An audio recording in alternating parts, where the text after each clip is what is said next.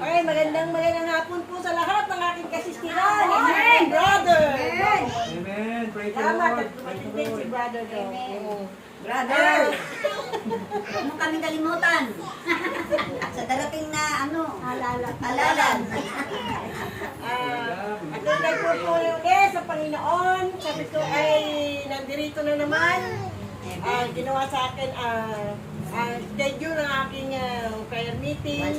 Dumating yung aking mga warriors ng Panginoon. Maraming salamat sa pagdalaw sa aking bahay.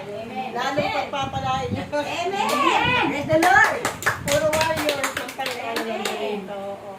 Nagpapasalamat din ako dahil patuloy ang Panginoon na patuloy ang Panginoon na pagbibigay sa akin ng kalakasan, kagalingan, galingan, kaligtasan ng buong kong pamilya sa buong buwan kasi once a month lang kayo. Nagpapasalamat ako. Araw-araw naman nagpapasalamat ako sa Panginoon. No?